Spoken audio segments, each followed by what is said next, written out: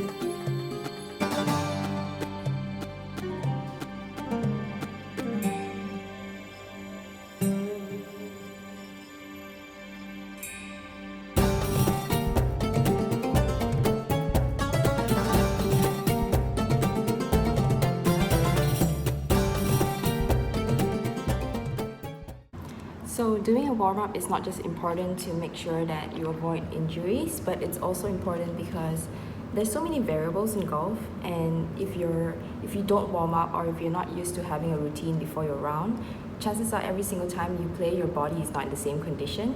And obviously every day, some days you wake up and your neck hurts or your back hurts or whatever, and that does make a difference. But if you keep something constant, like a warm-up routine that you do every single round, it increases the chance of your body being able to perform in the same state. And it's also the same, for instance, if you don't warm up and go to the tee and just straight away tee off, your body from the first hole and to the 15 or even the 10 hole or even the 5th hole is going to be different, because you're going to be more warmed up and stuff like that, and that can actually cause changes in your swing, which you want to minimize as many variables as you can. So creating a good warm-up routine is really important to playing more consistent golf as well.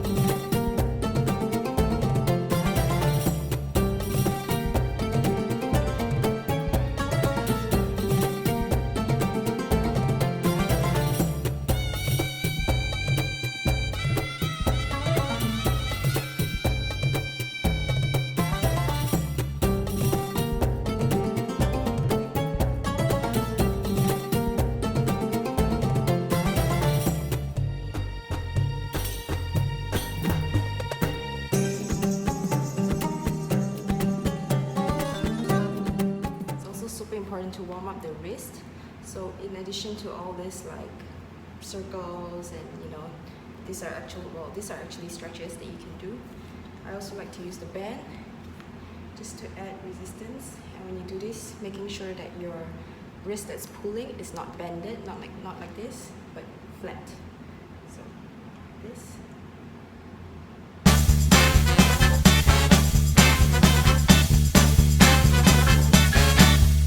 I go hope you guys can hear me with the music playing, but basically we talked about warming up for golf and keeping stretching for after golf.